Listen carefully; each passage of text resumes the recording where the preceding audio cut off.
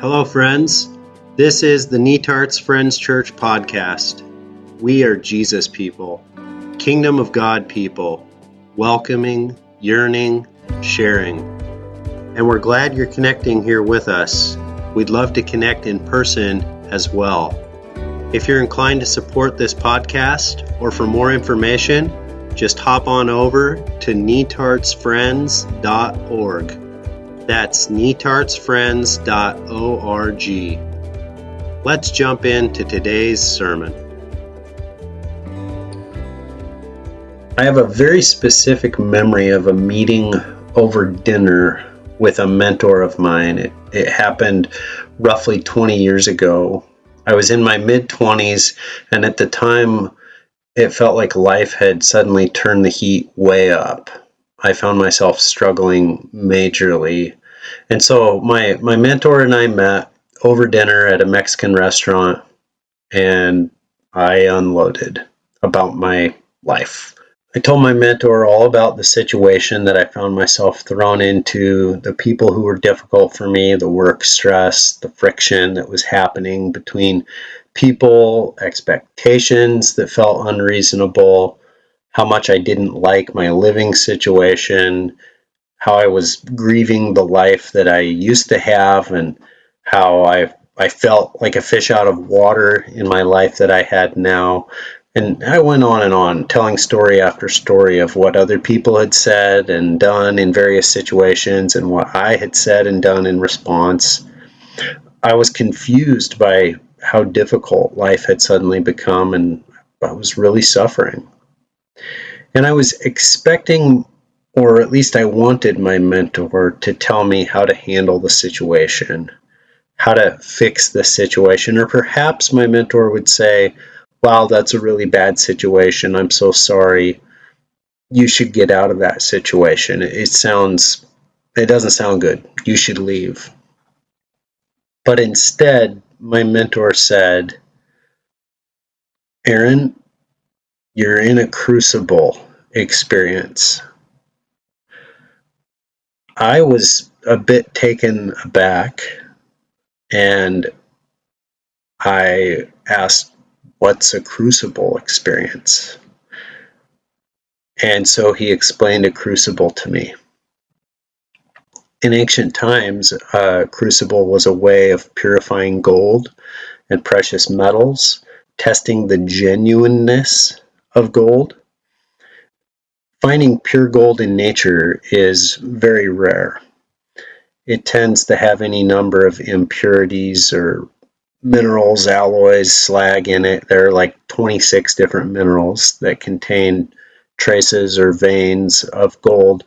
So when you think you have a chunk of gold, chances are good that you have a chunk of gold plus something else, gold plus copper, gold plus other stuff. And so ancient crucibles were small bowl-shaped containers. They were made out of clay or bone ash, and they were able to withstand intense heat. They were sometimes called a firing pot. And so a small chunk of impure gold or a coin that was in question would be put into a crucible, and then the crucible would be put into a furnace or a bellows of some kind where the heat could get turned way, way up. And as the materials heated, the impurities separated from the gold. The crucible was a way of purifying the gold and testing the genuineness of the gold. So, back to my crucible experience. My mentor explained that this was an experience where I was really being put under a lot of heat, a lot of pressure. It was bringing the slag, the impurities, the dross, the alloy, everything that wasn't genuine faith and genuine love to the surface. Within the gold that was me, there was also a world of things that I wasn't completely aware of, but they were there. Triggers, memories, strong emotions, inner narratives, trauma, nervous system reactions, ways of responding to situations, action impulses, tendencies. These were all melting. They were coming to the surface, pouring out of me. So we spent the rest of the evening talking about Crucible experiences. He shared some of his Crucible experiences and how difficult they'd been, and how valuable they had been for his learning, his growth, his formation. He was full of compassion. He expressed how much he hurt for me and with me. He empathized. He validated many of my struggles, much of my pain. We laughed together. If at that time in my life I had been able to shed tears for myself, we would have probably cried together too. And within all of it, he said, I think this is a crucible experience for you, Aaron. And I remember driving home, doing a lot of thinking about my experience. Our talk hadn't gone the way I anticipated. I had hoped that I was going to head home with a new game plan for how to handle all the problems, like how to turn down the heat, how to manage the heat, a way to solve all the struggles and deal with the difficult people. Or perhaps, if I was honest, I had hoped that my mentor would just tell me that it was time to find a way to escape the heat. Time for a change. But instead of escaping the heat, or even finding a way to manage the heat, I was driving home with my mentor encouraging me to get curious about the heat. What is this heat revealing about me?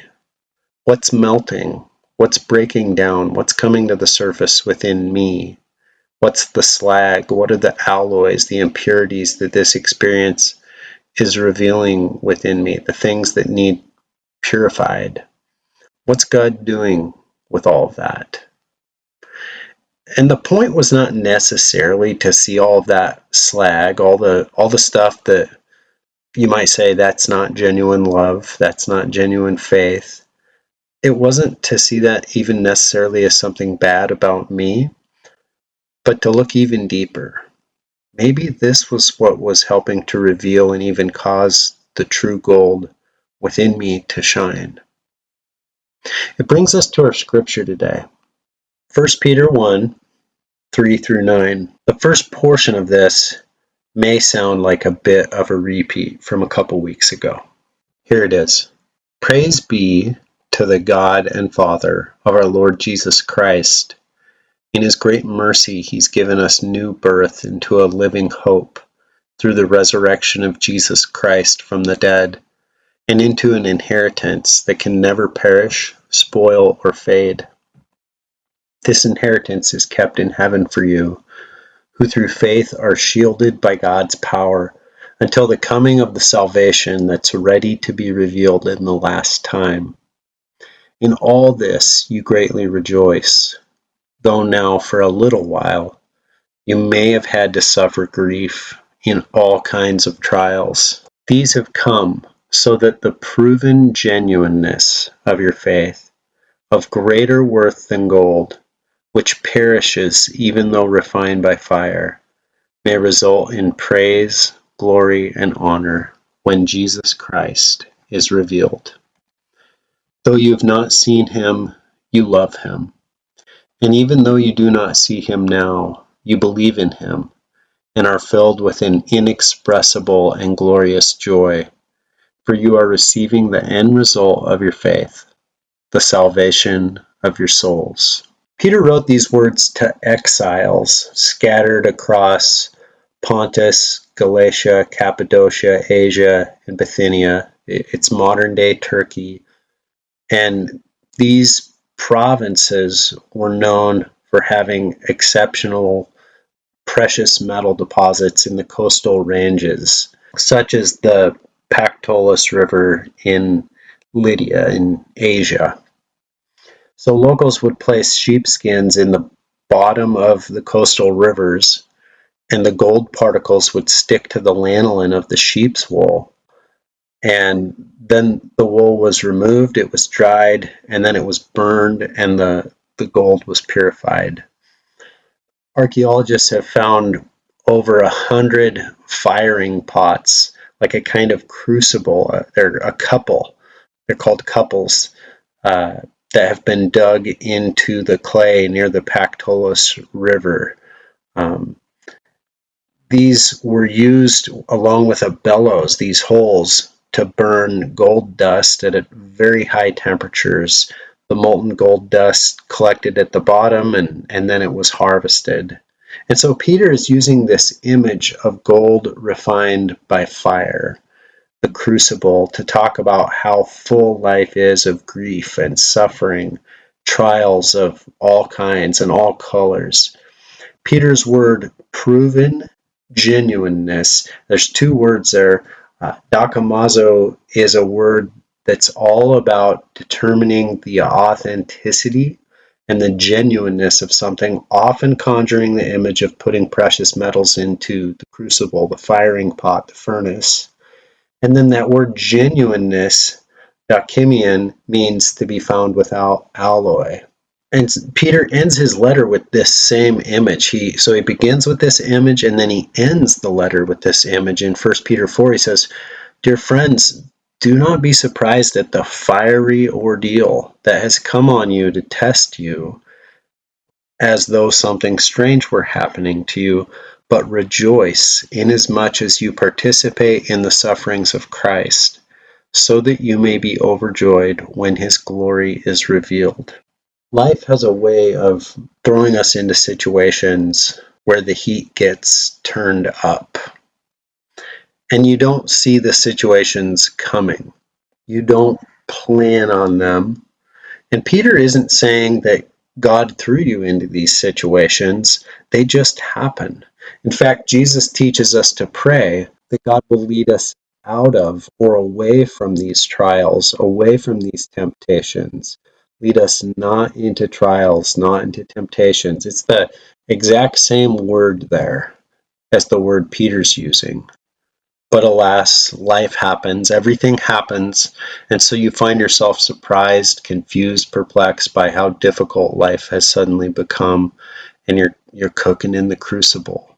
All the stressful things suddenly seem to be happening at the same time. You find yourself in situations you cannot escape, dealing with people you can't avoid, facing costs you can't afford, responsibilities you cannot complete, expectations you cannot meet, threats you can't see past, sorrows you can't bear, questions you can't answer, loneliness you can't quench. And the crucible might happen on a road trip, in the workplace, your household, your marriage, your family, a sports team, a community club, church, someone in the community. It often isn't just one person.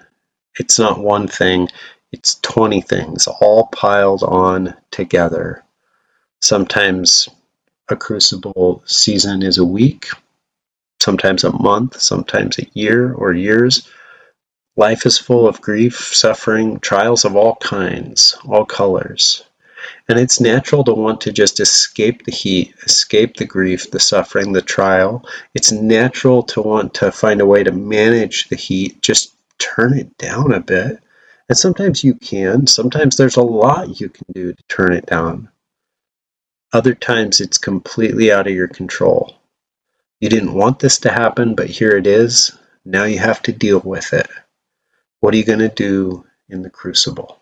When life turns up the heat and you can't do anything, what melts, what breaks down, what comes to the surface, what comes pouring out, what's revealed?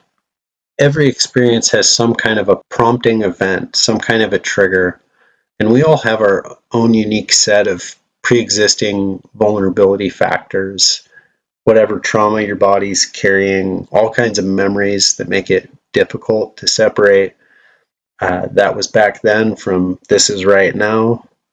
This feels like that, and it brings up all kinds of old body sensations, all those old inner narratives. We all have our own unique ways of making meaning of the circumstances and interpreting what's happening, and we all have our own set of behavioral tendencies and action urges. And there's this whole world of memories and strong emotions and inner narratives and bodily reactions and intuitions, and they're there often just outside our awareness, but they're mixed in. And when the heat gets turned up, they start to melt, and the reactivity and the negative narratives, the trauma, the wounds, the destructive ways of trying to deal with real needs and stuck patterns, all that unhealed stuff that isn't sanctified, stuff that isn't integrated, starts coming to the surface. Here it comes, melting, breaking down, pouring out. And Peter knew this experience. He's writing about something that he knows firsthand. When the heat was turned up on him, it didn't matter how much Jesus had been talking about, hey, I want you to love your enemies. He was ready to hate his enemies. He was ready to kill his enemies. He was ready to pull out a sword and start whacking heads. And no matter how many promises he had made about the person he was going to be, Jesus says, you're going to deny me. And he says, no, I won't. Even if everyone else does, I'm not going to do that.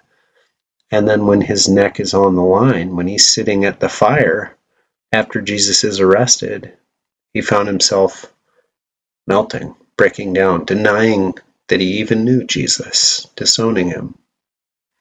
Crucible experiences have a way of bringing things to the surface that are not the truest parts of who you are. They're not the gold, but they're there. They're mixed and mingled in. Call them alloy, call them dross, call them slag, call them impurities. When the yucky stuff comes pouring out, it's easy to take a completely negative view of yourself, to believe the narrative that says, well, I guess this is just who I am. When you really put me under pressure and you turn up the heat, this is what comes out of me. I'm just dross. I'm just slag. There's nothing golden about me. This is my true self. There's nothing about me that's going to shine. The early church father Athanasius took a different view of the situation. He says it this way: because the saints saw that the fire would cleanse them and benefit them, they did not shrink back from or get discouraged by the trials which they faced. Rather than being hurt by what they went through, they grew and were made better, shining like gold that has been refined in a fire. Though you've not seen him, you love him. And even though you do not see him now, you believe in him and are filled with an inexpressible and glorious joy, for you're receiving the end result of your faith, the salvation of your souls. We tend to think that the things that make our lives more difficult, the things that are hard, the things that create struggle and stress and friction, need to go away, need to get fixed. We would prefer that life be easy. And our culture has not taught us very well to have a category for things that are difficult, for things that are a source of grief, trial, suffering. Our culture has not taught us very well that these can simultaneously, while they are difficult, be the place where love is growing, the place where faith is flourishing, the place where Jesus is being revealed, the place where the good stuff, the most meaningful stuff of life is actually happening, the place where a joy that's deeper than words is being born. We've not been taught well that grief and joy can coexist, that suffering and love can coexist, that trials and faith can go together, and that both can be true and real at the same time.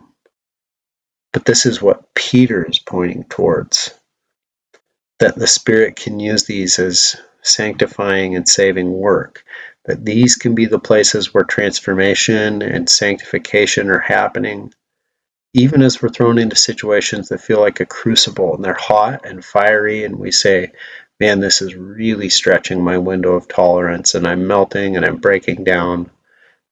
We don't have to say that God's the engineer and the author of all that harm, all that loss, all that evil. We don't have to say that we've been abandoned. We don't have to say, well, there's no God. Rather, as Peter says it, we can rejoice inasmuch as we participate in the sufferings of Christ, so that we may be overjoyed when his glory is revealed. And we can trust that the way things are now is not the way that things are going to be forever. The crucible experience is only for a little while. It's only for a time. And God can use even this crucible experience to do good and beautiful work within us. This relationship with so much tension, this friendship that's struggling, this marriage with all of its dynamics, this experience of work that's difficult, this connection with community that feels like it's so hard. It just may be one of the most valuable experiences for your learning, for your growth, for your formation. It can be the place where the saving work of God is happening, where Jesus is being revealed. And not only the saving work of God for you. It's not just for me, it's for y'all. It's for whole persons and for a whole community. God is helping people become who they truly are, who God intended them to be all along, who they'll be for eternity. God is helping the gold that is me, the gold that is you, to shine. This is the sanctifying work of the Spirit, the saving work of God. Now for a little while you may have had to suffer grief in all kinds of trials, these have come so the proven genuineness of your faith, of greater worth than gold, which perishes even though refined by fire, may result in praise, glory, and honor when Jesus Christ is revealed. Though you have not seen him, you love him. Even though you do not see him now, you believe in him, and you are filled with an inexpressible and glorious joy, for you are receiving the end result of your faith, the salvation of your souls. So a final discussion question. Is the picture that Peter is painting real and possible? Can these two things be true at the same time? Can an experience be genuinely full of grief and suffering of all kinds, and simultaneously be the place where love, faith, and joy, deeper than words, are flourishing? What's our role in this? What is God's role in this? So take a few moments and reflect on that.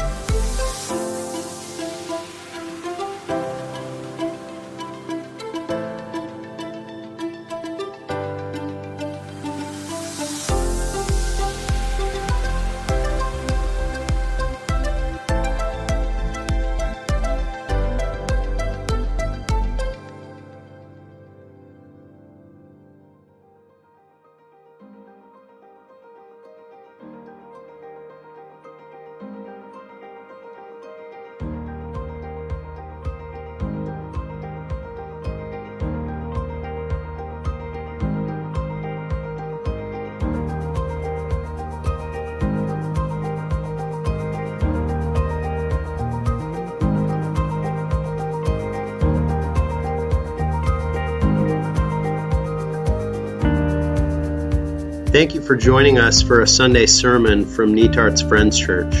We hope you'll join us soon for one of our in-person worship gatherings. For more information, hop on over to netartsfriends.org. God's peace be with you, friends.